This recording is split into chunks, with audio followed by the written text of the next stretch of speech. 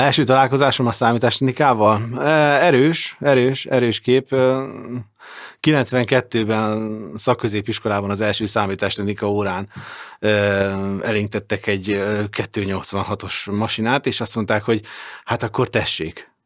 Nekem ez volt az első találkozásom magával a számítástechnikával. Nem tudtam, hogy valaha is, akár egy másodpercig akarok vele foglalkozni. Műszerésznek tanultam, de nem ez volt az irányzat, ami igazából engem érdekelt. És öröm az ürömben, hogy első fél évkor és évvégén persze nagyon csehüláltam a számítástechnika tantárgyból, úgyhogy ez egy kicsit úgy el is vette a kedvemet.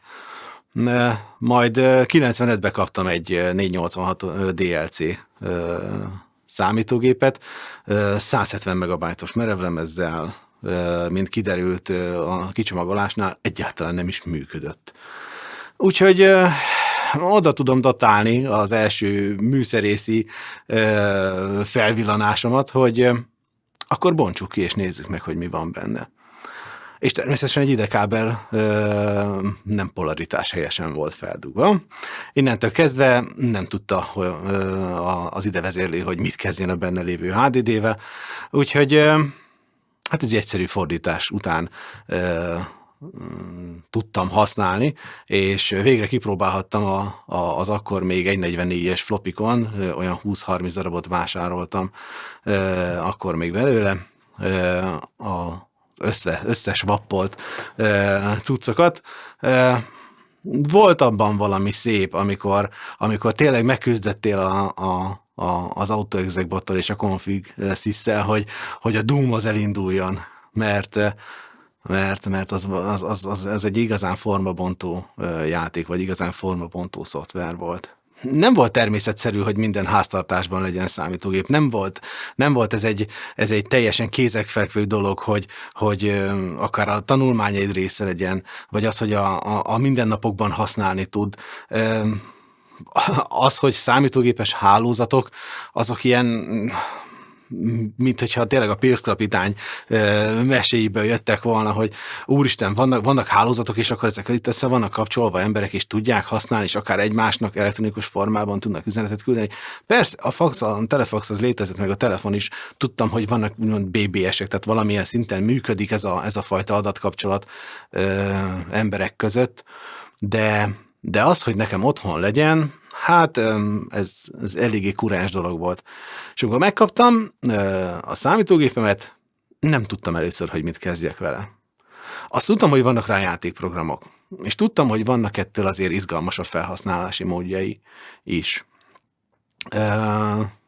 De bátortalan voltam igazából az első fél évben. De hát az ominózus első éjszakás kibontás után már az ember úgy érezte, hogy itt valami teljesen sorsfordító, vagy az ember életét meghatározó dolog veszi kezdetét.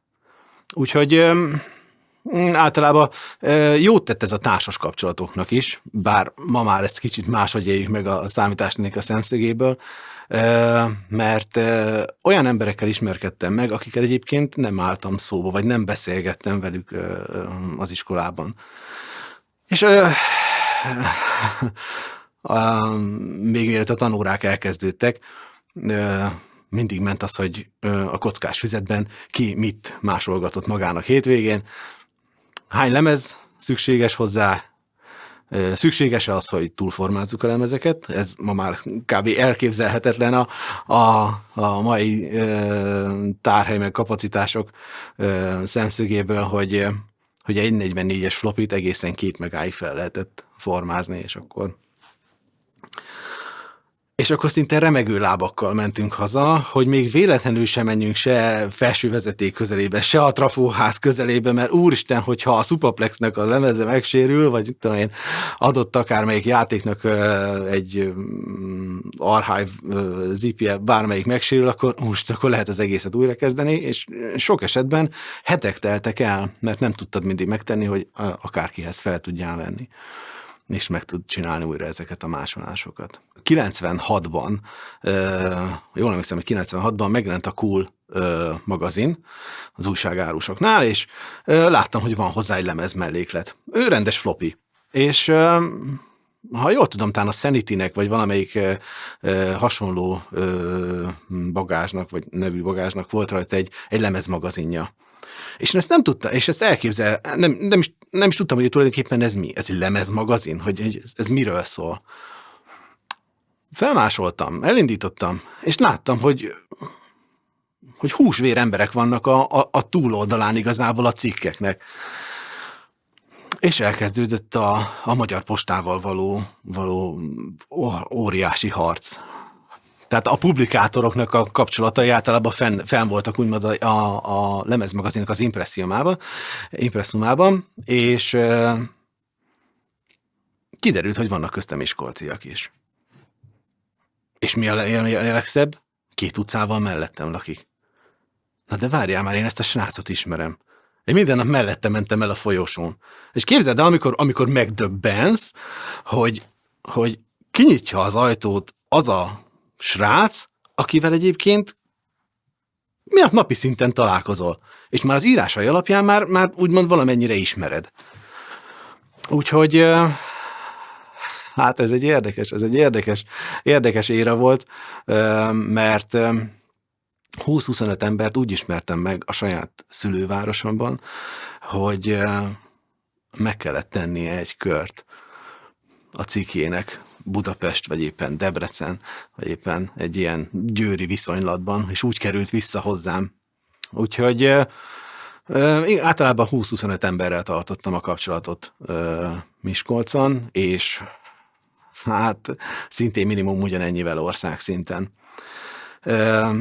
Lemezeket küldtünk, lemezeket kaptunk, és közben imádkoztunk a postások védőangyalának, hogy lehetőség szerint óvják meg valamilyen szinten a lemezeinket, mert az a napi 2 óra, amit a gép előtt töltöttél, igen, 2 óra, tehát nem többet, mert volt mellette életed, azt próbáltad valamilyen szinten hasznosan eltölteni, vagy olyan emberekkel kiépíteni egyes kapcsolatokat, ami amúgy úgy érezted, hogy a számodra az később értékes. A lemezmelléklet adta meg ezt a fajta plusz lökést, hogy én is valami olyat alkossak, amivel úgy országszinten valamennyire meg tudod mutatni magad. A játékok azok egy picit elszigeteltek, mert később meg tudtad beszélni persze a barátaiddal, vagy akit ismertél, hogy te ezen a szakaszon hogy jutottál át, vagy láttad ezt is, hogy működik, de ez egy teljesen új dimenziót adott nekünk. Egy olyan lehetőséget, amivel egy picit vicces ezt mondani, de az, hogy az internetet valamilyen szinten megelőzted, vagy a különböző IRC-s chat-ablakokat megelőzted azzal, hogy igen rossz responsív time-mal, mert volt úgy, hogy hónapok teltek el bizonyos lemezmagazinok számváltásaiban, hogy amíg megkaptad a választ ezen a felületen. De tudtál miért várni, tudtál miért rajongani, tudtál mit. Volt egy célod. Valahogy más volt a hangsúlya bizonyos dolgoknak. Képzeld el, hogy egyes publikátorok, nem kell itt ilyen Pulitzer-díjas, óriási, tényleg ilyen fenkölt cikkekre gondolni, úgy tanultak meg helyesen írni, hogy egymás cikkeit javították. Vagy úgy tanultak meg helyesen fogalmazni, hogy egymás cikkeit javították. És ez adott egy ilyen pluszt az embernek, hogy mindig jobb legyen, mindenben jobb legyen. Természetesen ott is jöttek a pongyola fogalmazások, a különböző viták. Például volt egy nagyon híres, inkább egy nagyszobás, több számon keresztül ívelő vita, ez a Rock vs. Rév. Nem tudom, hogy mennyire ismerik az emberek, de hogyha a Kendermagnak 10x-es epizódjét fellapozza az ember, akkor gyönyörű szépen ment a vita, hogy hát nem voltunk egyformák már akkor sem. De legalább volt egy közös gyűjtőnk, amiben azt mondtuk, hogy valamennyire vállaltuk az arcunkat, vállaltuk a nevünket, és vállaltuk a véleményünket. Úgyhogy, visszatérve az előzőre, hogy milyen pluszt adott még? Láttad, hogy más is meg tudja csinálni. magát a, a, a keretet ahhoz, hogy hogyan fejezze ki magát. És amikor megszólaltak a nem tudom én, háttérzenék, vagy valamilyen grafikánkat megláttál benne, akkor elgondolkodtál rajta, hogy talán én is képes vagyok erre. Én például így kezdtem zenélni 95-ben, hogy megkaptam az első trackert. Úgy emlékszem, hogy fast tracker volt, de ma már ez egy picit a múltba vész. És teljesen alaphangmintákkal elkezdtem először 4/4-ben, majd valamilyen kezdetleges jazz alapokat, és hamarabb tudtam a billentyűzeten, a QWERTY-s billentyűzeten megtalálni egyes hangokat, mint hogy hangszer lett volna a kezemben. Volt egy nagyon pozitív hozadéka ennek az egésznek, hogy a demószínberkei is megmutatkoztak az adott lemezmagazinokban. Terror Newsban például nagyon szépen ki volt ez emelve, ugyanígy meg volt a többi lemezmagazinnál is, és persze tudtam, hogy létezik az a demószín. Tudtam, hogy tőlünk északabbra, vagy éppen nyugatabbra milyen jelentős produkciók és milyen jelentős csapatok szerepelnek, és miket alkotnak. Emlékszem a Gravis Ultrasoundomra, mikor megvásároltam, hogy kaptam hozzá egy CD-t, megnéztem, hogy mi van rajta, és láttam, hogy tele van ilyen különböző demószínes cuccokkal. Hát ez egy atomvillanással felért nálam. Úristen, mennyi sample, mennyi hihetetlen anyag, mindből lehet építkezni. És a publikátorok között is volt elég sok, aki elég aktívan foglalkozott a demószínnel, és mint kiderült, hogy a városomban szintén van nem is egy, hanem 2 csapat is, és én eldöntöttem, hogy a tagjuk leszek, és szeretnék velük együtt dolgozni. És ebből egy hosszú barátság lett, mind a demószínberkein belül, mind a publikátorokkal, akikkel megismerkedtem. Úgy képzeled, mint ez a beajánlásos rendszert, ez a különböző multilevel marketinges és egyéb ilyen őrültek háza. Igazából csak annyi volt, hogy én ismertem át. Azt mondja, hogy ő ismeri B-t. Ó, B? Akkor menjünk már együtt C-hez. Ilyen esetben ez úgy nézett ki, hogy felhívtam Harnois barátomat, hogy mi újság van. Hát tök jó, most indulok éppen Stefanhez, mit szólsz hozzá, elmegyünk hozzá? Mondom, rendben van, menjünk, de mondom, én nem tudom, hogy ők is oda. És akkor tartott egy 10-15 másodperces gyors talpalót belül, hogy igazából kire kell készülni. És így ismertem meg a miskolci Silicon Brain csapatot. Utána így ismertem meg a miskolci Exit csapatot, akik szintén egy elég nívós pályát futottak be a hazai demószín berkein belül. Tudni kell, hogy mindannyian miskolciak. Úgymond a főcölöpök miskolciak. Természetesen ezáltal, hogy megismerkedtél egy szűk körrel, gyönyörű szépen nyitottak az ország többi részébe is, mert ugyebár a csapattagok a csapatokok elszórva éltek az országban. És mindenki tartott a postán, telefonon, és egyéb ilyen kapcsolati ponton vagy kapcsolatokon keresztül egymással a kapcsolatot. Szerintem az egyik leghíresebb magyar lemezújság az a Terror News volt, ami szerintem mindenkihez eljutott, aki egy picit is érdeklődést mutatott ezután a téma után. Kicsit tapasztaltabbak, azok megtalálták benne a hidden partokat is, amiről tudni kellett, hogy különböző értsétek jól, nyomdafestéket nem tűrő cikkek, illetve képek is meg tudtak jelenni benne. Például, mint a Hónap macska, ott általában valamilyen borzalmas bitsűrűségű, lehetetlen felbontású, Erika Elenyákos képet tekinthettél meg, ami az akkori, mit tudom, akár még Playboyból lett beszkenelve, vagy például a Hónap mocska, ami hát azóta már a Redditen meg különböző helyeken felelhető balesetek, vagy egyéb ilyen képeknek a tárháza volt, valamint különböző etnikai és faji hozzátartozást méltató, vagy éppen nem méltató cikkeknek a gyűjtőhelye volt. Emlékszem, hogy nekem a Terror News-al való kapcsolatom az úgy kezdődött, hogy egy 1.44-es flopin kaptam belőle. Ez is nem igazából ismeretlen volt még az az irány. És bár soha nem publikáltam benne, mai napig őrzem azért jó pár úgymond első generációs másolatot belőle valamelyik flopimon. Úgy képzeljétek el, hogy az elsőt mindig csak úgy valahogy kapta az ember, az első számot. A másodikért már megharcolt. Levelet címzett. Válaszborítékot tett a levélbe. Beletett 2 akkurátusan formázott flopit. Hogy miért 2? Pontosan azért, mert az kellett egy backup. Mert hogyha hibásan érkezett meg, akkor várhattál megint 1 hétet, 2 hetet, 3 hetet, hogy megint meglegyen a következő szám. És akartad olvasni. Mert kíváncsi voltál, hogy például egy történet, amit elkezdtek benne az adott publikátorok, az hogyan folytatódik. Ma már elképzelhetetlen, hogy 1,44 megabájtban bele lett préselve borzalmas mennyiségű írás, zene, grafikák.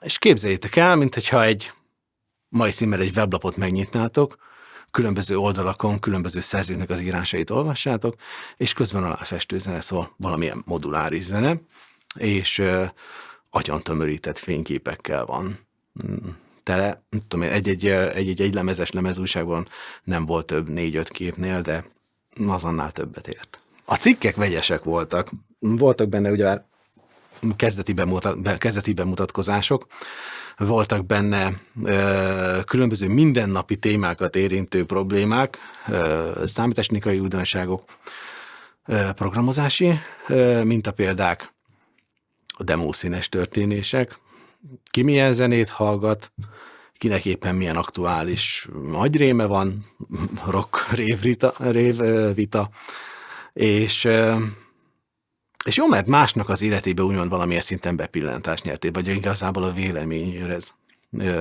bepillantást nyertél. És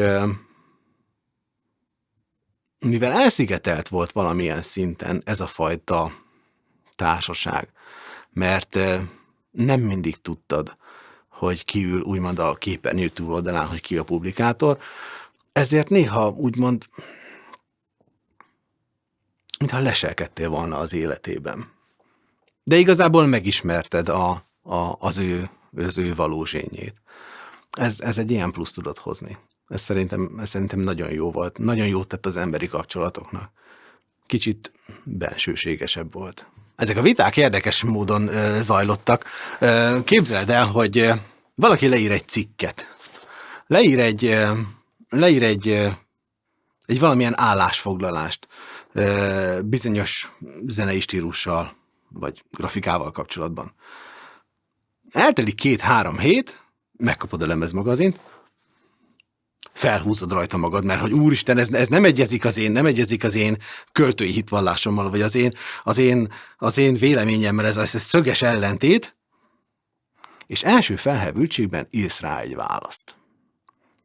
Majd átírod. Majd 3-szor átírod, majd 4-szer átírod, és egyre durvábban fogalmazol benne. És kivonatolod az előző cikket, valahova mindig beleszurkálsz újabb sorokat, majd visszaküldöd. Na most a jó érzésű szerkesztő, mert hát minden lemezmagazinnak is, mint hogy a papíralapú médiának, bár ma már ez szintén vajmi kevés, van egy szerkesztője. A szerkesztő megkapja, és eldönti, hogy akarom, hogy ez a vita tovább fajuljon? Fog ez esetleg nagyobb lavinát indítani, vagy fog több olvasót szerezni? És általában ez bejött. Ahogy mondom, ahogy említettem, a Rock vs. Rave vita az gyönyörű szépen ment, Dirt Choke és Hard Noise tag között, több számon keresztül. Nem tudom, melyiket volt jobb olvasni. A szerkesztőségeket azt úgy kell elképzelni, hogy adott volt egy csapat. Jelen esetben itt például a Kendermagnak Debrecenben volt a székhelye. Ők összeálltak, jó barátok, ismerőse, és úgy döntöttek, hogy nyitanak egy lemezmagazint. Az első 5-6 szám az tipikus gyermekbetegséggel küzdött, hogy nem volt elég publikátor, nem voltak elég színvonalas cikkek, nem volt elég mondani való, és ezért az úgy meglátszódott azon is, hogy ha nincs meg a 100-200 publikálásra való cikked, lehet, hogy nem is érdemes kiadni.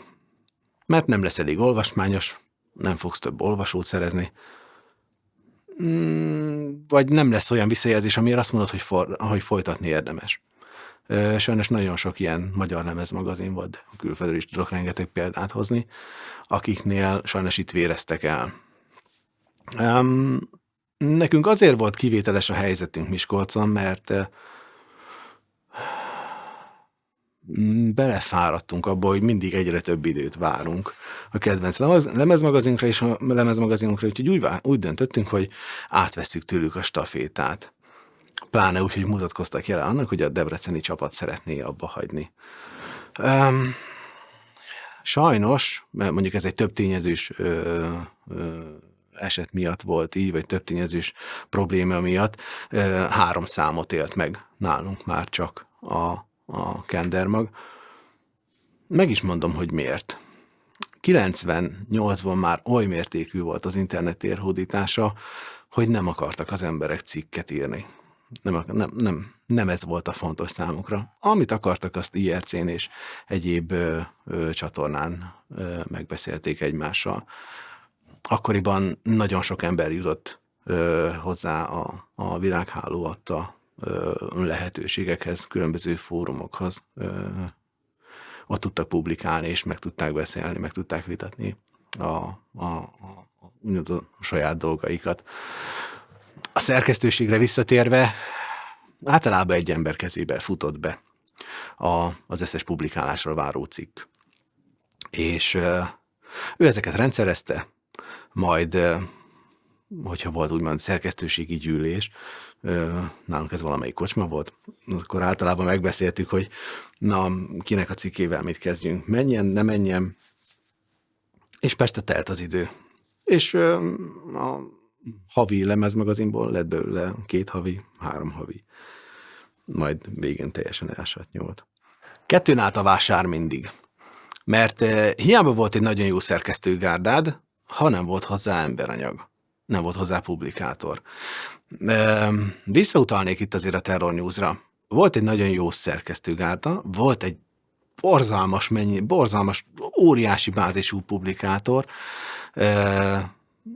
Emlékszem, hogy a 60. szám után már folyamatosan 10-esével, 20-asával érkeztek a publikátorok, és már nem, valahogy elvesztette azt a családias vonását, ami egyébként jellemezte ezeket az újságokat. Mindenki ismert, úgymond. Mindenkit, ha másról nem, legalább az írásai alapján, ha csak személyesen nem találkoztak valamilyen demószín parti berkein belül.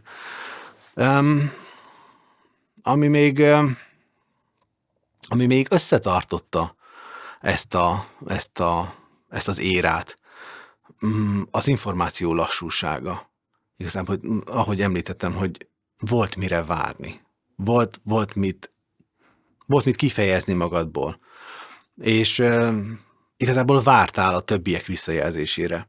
Mert valamilyen szinten ez mindig is underground volt. Maga a számításnak az ezirányú használata pontosabban abban a 90-es évek közepi időszakban. Tehát ez nem volt hétköznapi, hogy valaki ilyen mélységben használja a számítástechnikát. Úgyhogy kellett hozzá 2, egy mester, meg egy tanítvány, és igazából ketten, amit alkottak, ugyanez a 2 csapat, tehát a publikátorok és a szerkesztők, így lehetett igazán nívós dolgot letenni belőle az asztalra.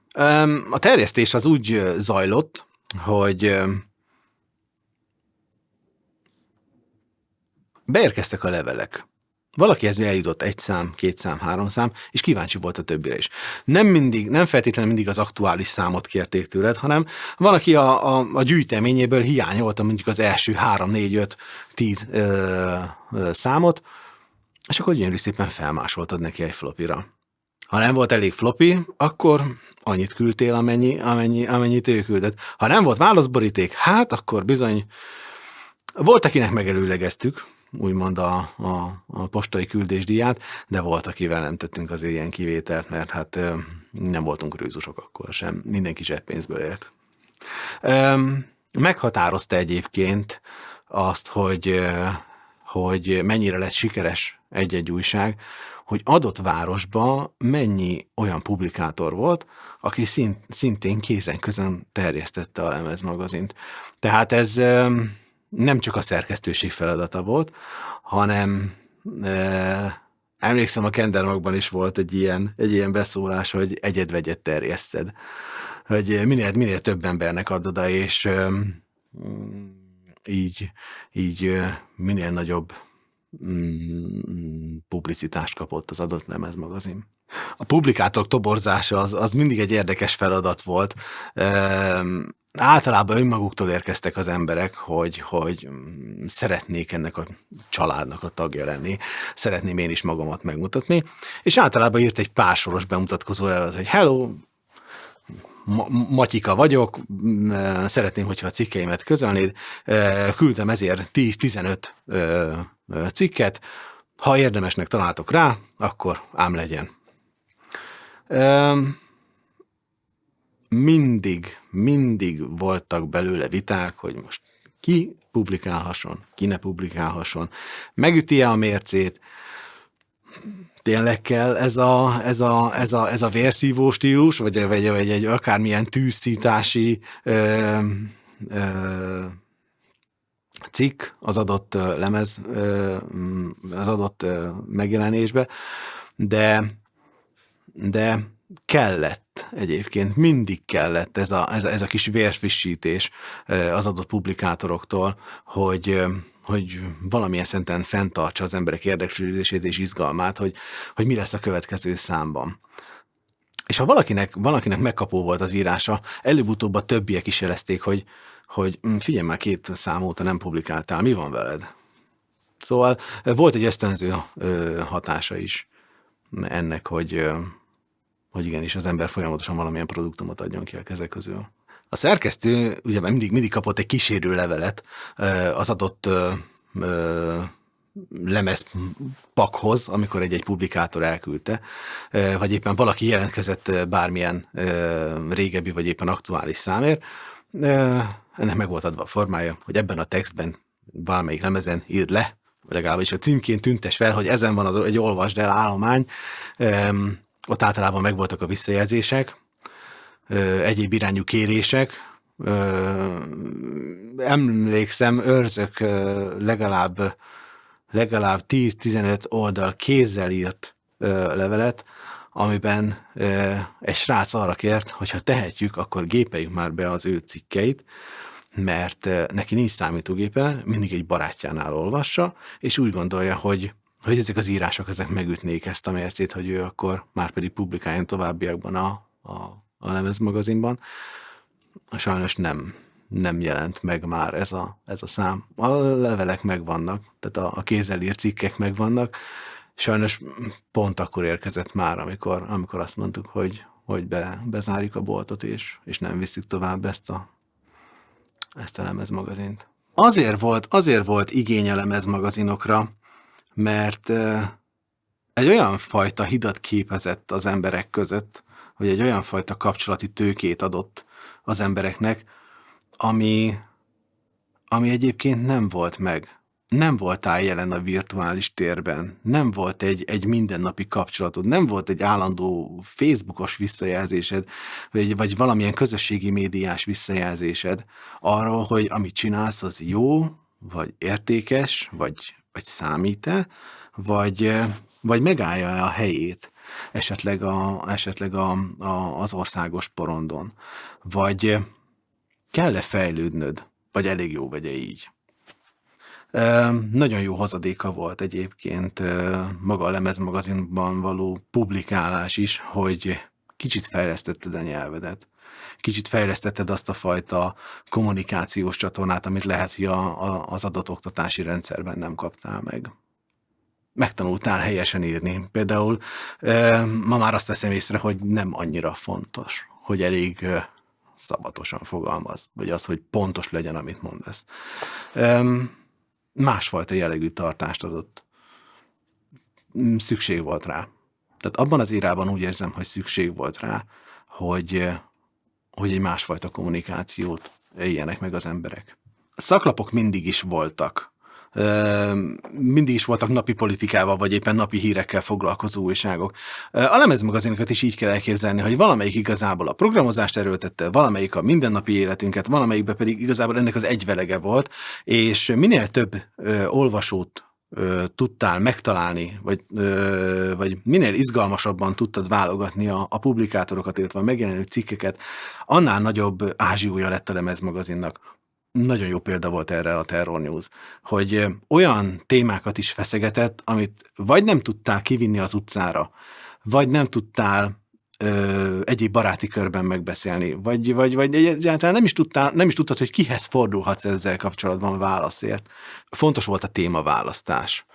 Fontos volt az, hogy fent tud tartani az olvasónak az érdeklődését. Ez határozta meg igazából a sikerességét az adott lemezmagazinnak. Nem feltétlenül kellett olyan témákat boncolgatni, ami nagyon megosztó, de jót tett mindig. Nem tudom, hogy máshol mennyire volt jelen, de a 90-es évek irányban nagyon jelen volt az például, hogy valaki számítástechnikailag mennyire képzett, vagy mennyire dilettáns. Volt egy nagyon csúnya bélyeg, ez a lémerezés rá, és mai fejjel már egy picit megengedőbbek vagyunk azért ezzel. Akkoriban kiváltságosnak éreztük magunkat, hogyha valamilyen szakmai kérdésben mondjuk tájékozottabbak vagyunk, és bátran lémereztünk bárkit, hogy miért vagy ilyen tudatlan. Holott az egészet inkább onnan kellett volna indítani, hogy na gyere, felkarollak. Elmondom neked, hogy hogyan fejlődjél tovább. De hát az ember ezt kamaszfejjel még másképp éri meg. Úgyhogy nagyon sok olvasó például így szerzett tudomást, vagy így képezte magát adott témában, hogy a publikátorok a tudásukat adták át egyes cikken keresztül, és emlékszem én is a PC hangja című könyvből, amit a Komber adott ki annak idején, annak egy kivonatát gépeltem be annak idején, hogy több zenészhez eljusson, hogy a modulzenék igazából hogy épülnek fel, hogyan kéne velük dolgozni, milyen rutinok vannak benne, milyen eljárások. Nem merem megtippelni, hogy összesen hány magyar lemezújság volt. 100 alatti számra tippelek, de hogyha valamire úgy 100 környékén járunk, akkor azt mondom, hogy az úgy nagyjából valós. A megjelent lemezújságok száma, hogy összesen össze kéne adni, azért az úgy nagyjából olyan 300-400 alatti. Tehát azt mondom, hogy az összes megjelent számot kellene nézni. Lehet, hogy alábecsültem. Lehet, hogy ennek a sokszorosa.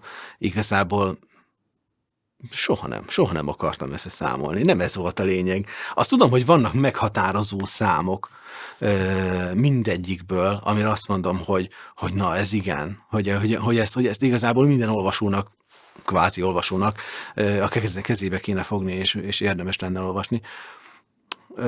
Öröm az ürömben, hogy a nagy részét ma már nem tudod elolvasni.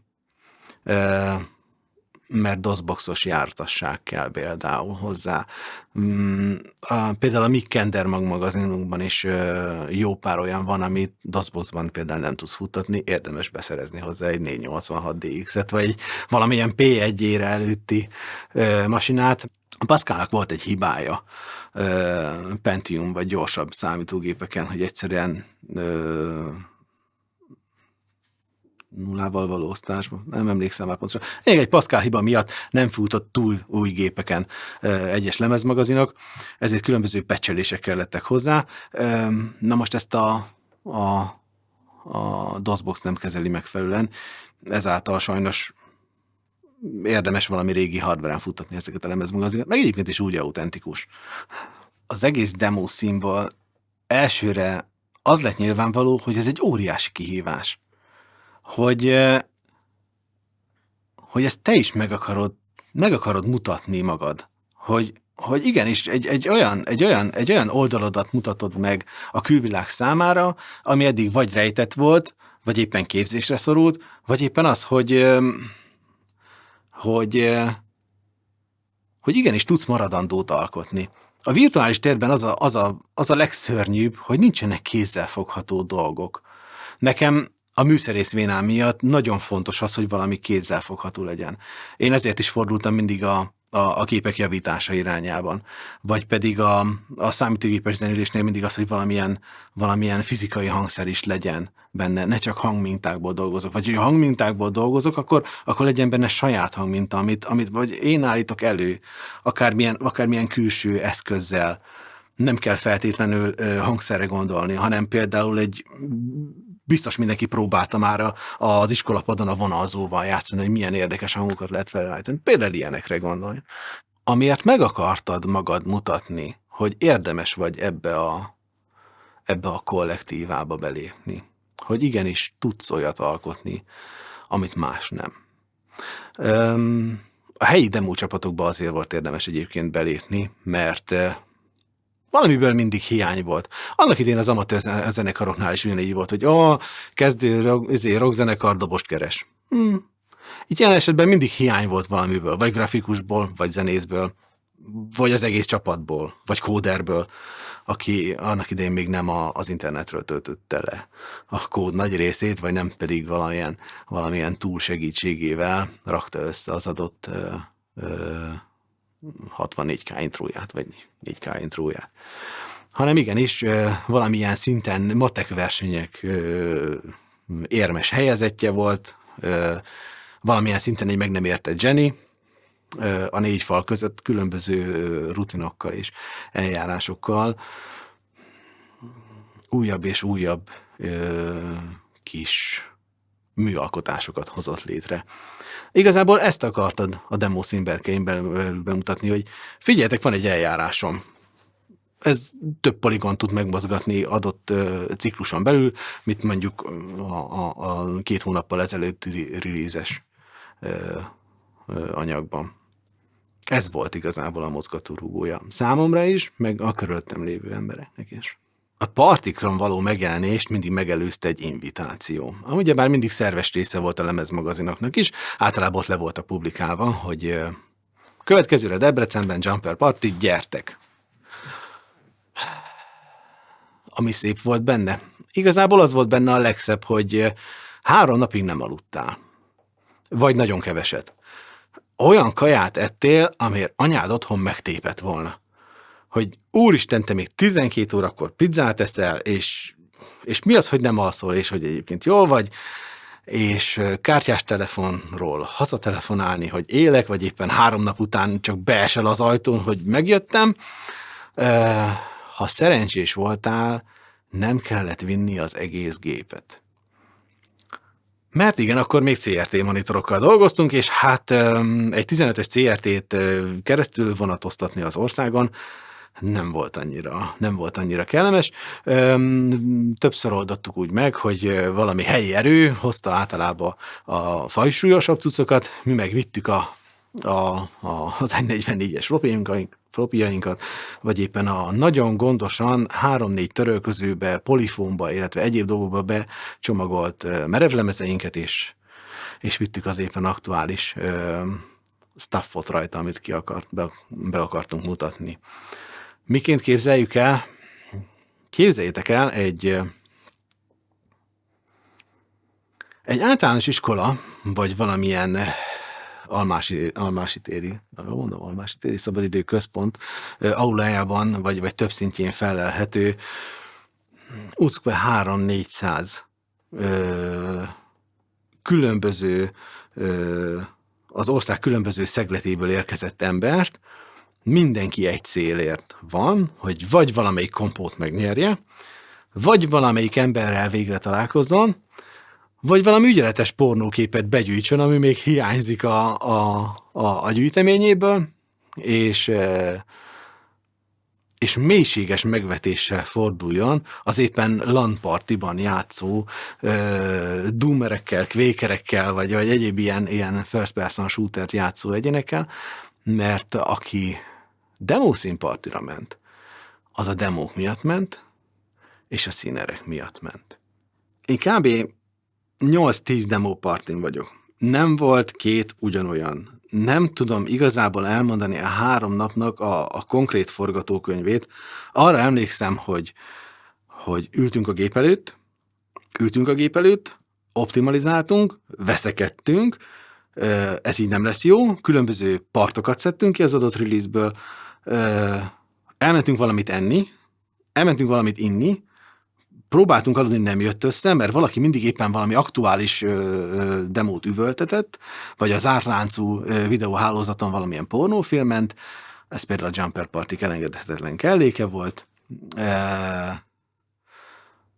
De 3 nap alatt, amit egyébként a demo, vagy a parti bejelentés előtt mindig eltelt 1-2 hónap. Az ember mindig készült rá, viszek valami staffot, hogy be tudja mutatni. De a lényegi munkát az valahogy mindig ott végezte el. És az idő az mindig szorított. Az, hogy deadline, az igazából ott tanultuk meg, hogy vannak határidők, amiket piszkosul be kell tartani. És hát a deadline ez például ilyen volt, hogy még egy utolsó enterre adjatok időt. És volt, amikor volt annyi idő, volt, amikor nem volt. Úgyhogy kezdetleges béta állapotokban, különböző javító patch-el később úgy lettek kiadva a parti anyagai. Jó volt a 3 napban igazából az a rész, amikor az a 200 ember leült és egyszerre nézte a másik munkáját, és közben tudott szavazni arra, hogy ki legyen az aktuális befutó. Mert több embertől kaptál úgymond visszajelzést, hogy igenis van értelme, amit csinálsz, és ez, aki ebből az érából indult, és ma játékfejlesztő cégnél, vagy valamilyen multinacionális cégnél kötött ki, az tudja igazából értékelni, hogy mennyire fontos az, hogy milyen visszajelzést kap az ember az adott produktummal kapcsolatban. Nagyon jó volt úgymond, hát kicsit szentimentálisan hangzik, együtt érezni magad ezekkel az emberekkel. A 80-as évek érájában volt egy ilyen hülye vicc, hogy akkor volt a paraszt gyerek lábán új cipő, mikor a tanácselnök fia rálépett. Itt is ugyanez volt. Valaki jött az új Vadi P1-1-ével, valaki hozta a 386 DX-ét, és a különböző társadalmi érából és társadalmi szegmensből származó gyerekek, mert itt mindannyian kamaszok voltunk, kivétel nélkül. Jó, voltak 20 évesek, de az nagyon a felső határ volt. A különböző társadalmi érából származó kamaszok, mindenki hozott magáról otthonról egy csomagot. Ez lehetett fizikálisan érthető is, meg lehetett mentálisan, vagy éppen lelkileg érthető. Most el kell képzelni azt, hogy egy orvosszülők gyereke másképp viselkedett és másképp visszanyúlt az élet dolgaihoz, mint aki például egy mezei melósnak a gyermeke volt.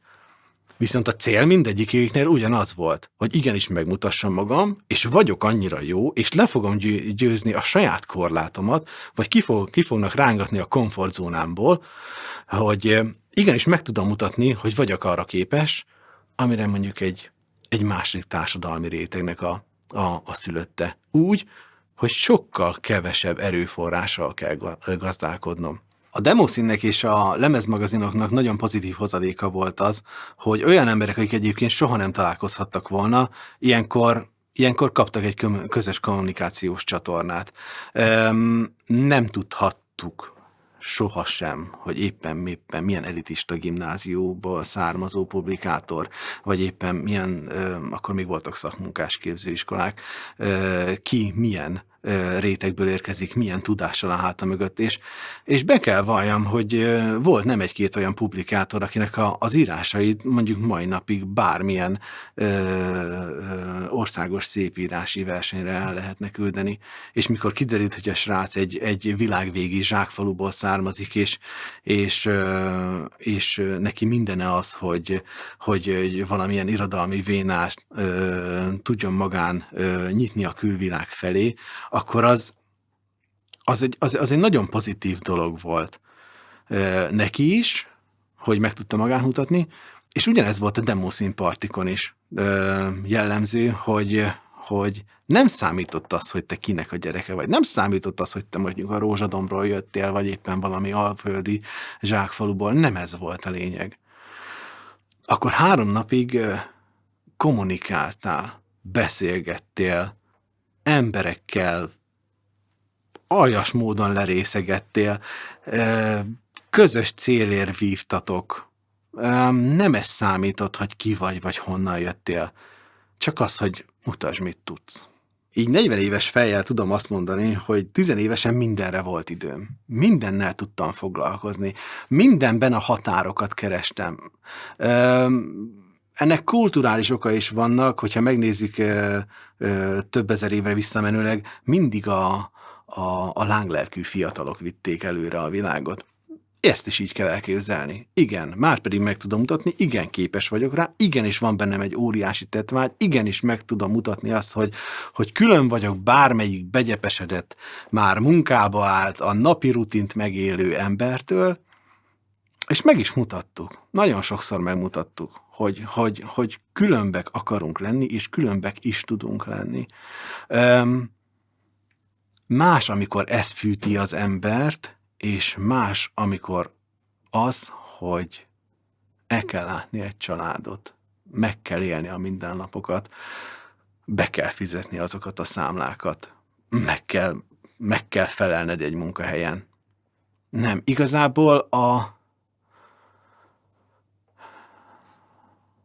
a tét nem akkora, mert nem múlik rajta az életed. De kamaszként úgy érzed, hogy ezen múlik az életed, hogy ott mit tudsz mutatni abban a pillanatban. Emlékszem 92-ben, mikor kezdtem ezt az egész számítástechnikai őrületet középiskolában, amikor elültettek az első 286-os elé, mintha tanárral együtt tanultuk volna. Nem voltak szakképzett tanárok. Pontosabban vidéken, egy szakközépiskolában nem volt olyan jellegű képzett tanár, akitől azt mondanám, hogy a Norton Commander alapvető, vagy éppen a parancsor alapvető parancsain kívül másra lehetett volna tőle információra szert tenni. Nem volt. Ilyenkor jött az, hogy a különböző kereskedelemben kapható informatikai kiadványok, vagy konveres éppen szakkönyvekből. Emlékszem az MS-DOS 6.2-es gyönyörű szép, közel 600 oldalas enciklopédiára.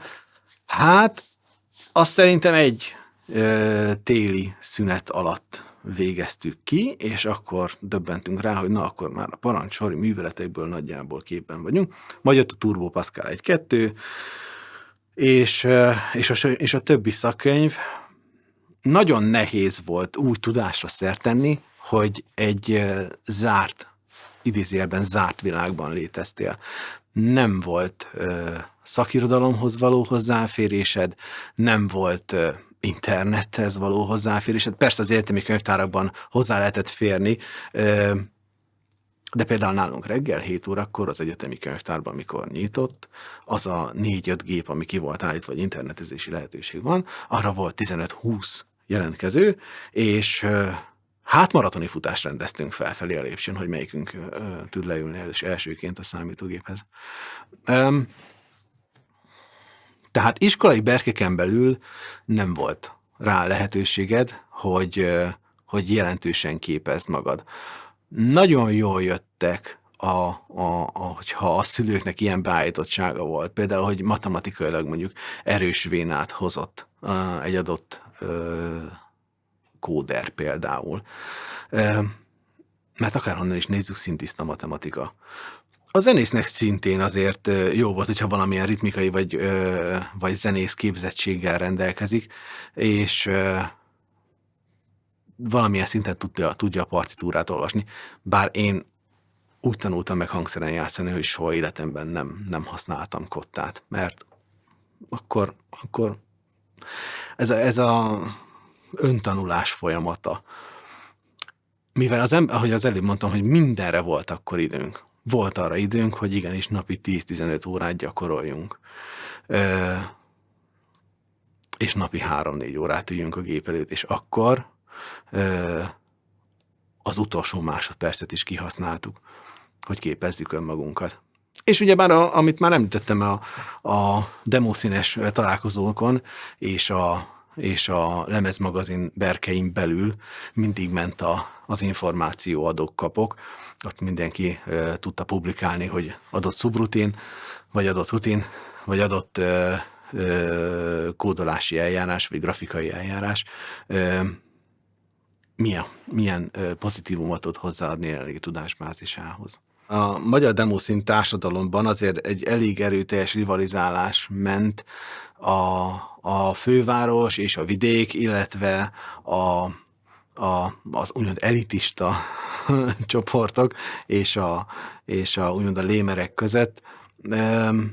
Nem volt mindenki elkönyvelve lémernek. Ebből volt egy nagyon szép fricske egyébként a lémer demo kompó és a demo színpartikon, hogy ki milyen hozott anyagból, vagy éppen úgymond önmagát lebutítva mit tud bemutatni.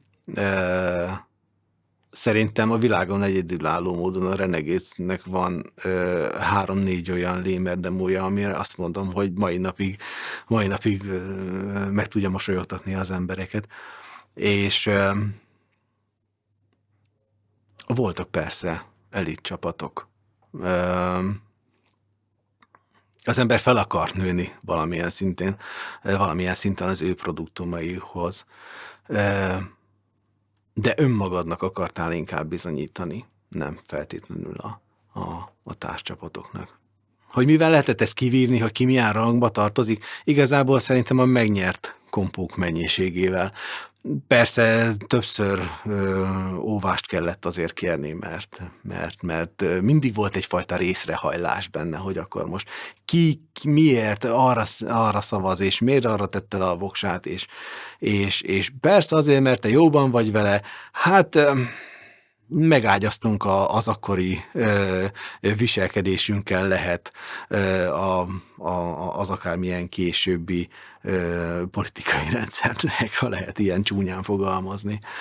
Mindenki hozott még egy embert, volt olyan a szavazásnál, hogy megbeszéltük, hogy jó, én az ő érdekében visszalépek, erre tegyük le a voksunkat, mert tényleg őket kéne erősíteni, mert az nem lehet, hogy már megint az Astra Idea nyerjen, stb. Az, hogy mennyire volt sikeres, vagy mennyire volt köztudatban, vagy mennyire volt éppen populáris egy adott csapat, demócsapat, vagy lemezújság, ezt általában az olvasók számából és az olvasók visszajelzéséből gyönyörű szépen le lehetett szűrni. Minden szerkesztőnek maga felé hajlott azért a keze, tehát mindig megpróbáltuk legalább, vagy azok, akiket jobban preferáltunk, vagy jobban tetszettek, azoknak mutatni, hogy igenis ők rangosabb helyezést értek el a többiektől, és adott egy nagyon nagy adag lökést is egyébként az alsó pozíciójú csapatoknak, hogy többet tegyenek le az asztalra. Nem feltétlenül tükrözte mindig az aktuális mércét, vagy az aktuális állását egy csapatnak, az, hogy ebben a rangsorban hol helyezkedett el. Például nekem soha nem ez számított. Igazából csak az, hogy milyen érzéseket, vagy milyen rajongási szintet tudod bennem kiváltani egy csapatnak a produktuma. Az olvasók számát csak úgy tippelni lehetett. Pontosan amiatt, mert nem egy terjesztő van a szerkesztőségben, hanem mint hogyha megágyaztunk volna a peer-to-peer hálózatoknak, hogy nekem megvan ez, akkor én még továbbadom 10-15 embernek. És azért egy több ezeres olvasótáborra én nyugodt szívvel tippelnék országos szinten. Sőt, nem egy, nem két határon túli olvasó volt, aki például csak így jutott magyar nyelvű produktumhoz. Én például emlékszem, hogy Szlovákiába és Romániába is küldtem lemezeket. Engem például gyűlöltek a postán. Tehát ha ma lenne, akkor szerintem én lennék a legnagyobb postakártya tulajdonos, vagy nekem lenne a legtöbb pontom ezen a postakártyán, pontosan azért, mert hetente én egy 100-150 borítékkal azért mindig megjelentem a postán, és mindig megkérdezte tőlem a hölgy, hogy én most milyen cégnek a képviseletében érkeztem, mondom, csókolom, ez nem erről szól, ebből mind lemez van, úgyhogy óvatosan tessék bélyegezni, mert stb. Meg hogy lehetőleg külön dobozkába tegye, és ez az első alkalommal nagyon furcsa volt. Aztán már a harmadik, negyedik mindig tudják, hogy jön az a dagadt flugos csávó a hülye lemezeivel, és mindig Marika, nyissál már neki újabb sort, itt szeretném feladni, intézzétek el, vigyétek be hátra, ne tartsa fel a sort, úgyhogy volt benne egy ilyen szép érzés is egyébként. Jobban járt volna mindenki, hogyha az Omega koncertekről kölcsönkérjük a gőzgépet, mert édesanyám szerintem kb. Nem is tudom. Szerintem életében legalább 3 évet arra pocsékolt el, hogy rimánkodik nekem, hogy meg fogod égetni a kezed, ne gőzöljétek le a bélyeget, nem kell azt olyan durván kaparni, nem fogja elfogadni a postás. Volt olyan bélyeg, ami szerintem 3-4-szer megjárta ugyanazt a Budapest-Miskolc viszonylatot. Működött természetesen ez a leáztatjuk a bélyeget, megpróbáljuk lekaparni a bélyegzőt, leáztatni a bélyegzőt, ugyanazt a borítékot 5-ször elsütni, óvatosan bontani, a borítékot lehetőség szerint úgy, hogy azt még újra lehessen használni. Mindenki zseppénzből élt. Tehát ahol tudtunk, az úttörő, ahol tud segít. Tehát, és ezt követtük. A swappelés egy nagyon szép dolog volt. Tekintve, hogy nem léteztek letöltő oldalak, nem voltak különböző FTP szerverek. Volt egy barátom Miskolcon, aki hát már azóta nem BBS-ezik, mert sajnos ez a rész ez már kihalt, de nála mindig be lehetett szerezni az aktuális külföldön, vagy bárhol az ország másik részén forgó anyagok közül mindig a legfrissebbeket. Ő egy BBS szervert üzemeltetett, gyönyörű szépen 2-3 hetente megjelentünk nála, és hogy na, mesélj, mit töltöttek fel, mit szedtek le, mi van újdonságod, és hát ez még a mobilrekkek előtti időszak, amikor az emberek még félve nyitották ki a számítógépüket, és a flopin kívül más adatcsere az nem nagyon létezett. Én emlékszem, hogy az én gépemben volt 1.2-es és 1.44-es floppy is, pontosan azért, hogy amivel érkezik, akkor bármikor tudjunk másolni. Természetesen a különböző vírusírtó is jó szolgálatot tettek, mert nem feltétlenül üresen érkezett valami levél, tehát voltak rajta azért van half vírustól kezdve, mindenféle egyéb egzotikumok. Volt, aki kifejezetten azért küldte, hogy na, akkor megszivatjuk az adott szerkesztőséget, hogy akkor küzdjétek egy kicsit a gépetekkel. A swappelésben ez volt a legszebb, hogy soha nem tudtad, hogy aki jön hozzád, az mit hoz. És előbb-utóbb a félelmetes 1,2 gigás merevlemez is, tehát ami az akkori szemmel nézve borzasztó mennyiségnek tűnt, ez a 90-es évek végén, az is megtelt. Úgyhogy a swappelés az egy szép dolog volt, és mindig a rimánkodás, hogy ne essek el, ne legyen odakint hideg, amikor viszem a HDD-met egyik lemezből, egyik barátomtól a másikig. Ne történjen semmilyen fizikai behatás, és amikor megérkezünk, akkor még egy 20-30 percet nyugodtan töltsünk, hogy amíg átveszi a szobahőmérsékletet, addig lehetőség szerint ne indítsuk el a masinát. A demoszín szubkultúra, mert szerintem lehet így fogalmazni, egy nagyon belterjes valaminek tűnhet mai szemmel nézve. Mert, mert azonos érdeklődésű emberek azonos hülyeséget csinálnak, azonos platformokon látja ezt egy kívülálló. Holott egyáltalán nem így van, mert minden ember különböző benne, és mindenkinek más az irányultsága. Megmosolyogtató, hogy egy olyan nyelvet próbáltunk beszélni, amit az általános vagy középiskolákban nem tanítottak. Vidéki városokban például nem volt annyira naprakész például az angol nyelvnek a tanítása, mint mondjuk Budapesten. És én emlékszem, hogy én szerintem következetesen éveken keresztül is cenének hívtam a demószínt. Mert miért ne? Úgy van leírva, akkor azt úgy ejtjük. És érdekes módon, amikor elmentél egy partira, nem röhögtek ki. Mert mindenki tudta, hogy a másik éppenséggel honnan jön. És nem kinevettük egymást, hanem segítettük egymást. Pontosan azzal, hogy a tudásunkat próbáltuk a másiknak átadni.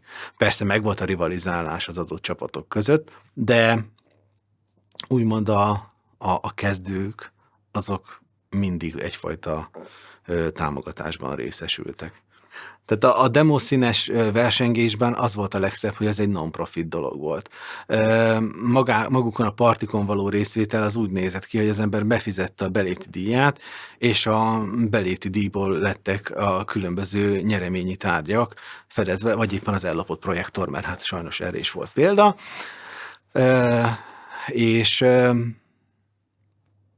És igazából az elismerés volt benne a legfontosabb, nem pedig a tárgyi nyeremény.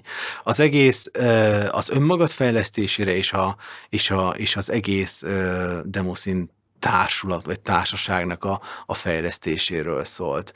Igazából, mint egy tudásbázis, ma már így tudnám igazából elképzelni, amellett, hogy nagyon jól szórakoztunk.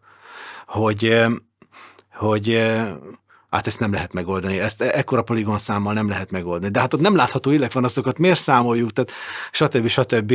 Vagy hogy emlékszem, hogy vérre menő viták mentek arról, hogy a 16 bites hangmintákon túl van-e élet? Hogy egyáltalán szüksége van nagyobb szóhozra. És hát ott tartunk ma már, hogy igenis szükség van. Csak nem feltétlenül a szóhozra van szükség, hanem arra, hogy beszéljünk egymással. Ez a legfontosabb. Emlékszem, hogy lánglelkű fiatalként, ugyebár mindenki azt gondolta, hogy majd karmakéknál fog majd programozni, meg a Doom-nak valamilyen aktuális részét csinálja, vagy éppen valaki rockzenész lesz, vagy mindenki előtt volt egy perspektíva. És vannak rá nagyon szép példák, akik úgymond megvalósították azóta is az álmaikat. Vagy szakmán belül, vagy valami nagyon közel álló dologgal. Én a saját életemből tudok hozni. Nekem nagyon jót tett az, hogy 95. decemberében kinyitottam azt a gépházat. És mai napig ebből keresem a kenyeremet, hogy egy multinacionális cégnél olyan hibákat hárítok el, amire ma már nincs szakember. És van értelme annak, hogy az ember folyamatosan képezze magát. És zenész. A zenész vénámat is folyamatosan vittem tovább. Ugyanúgy, mint szerintem a demószínerek nagy többsége.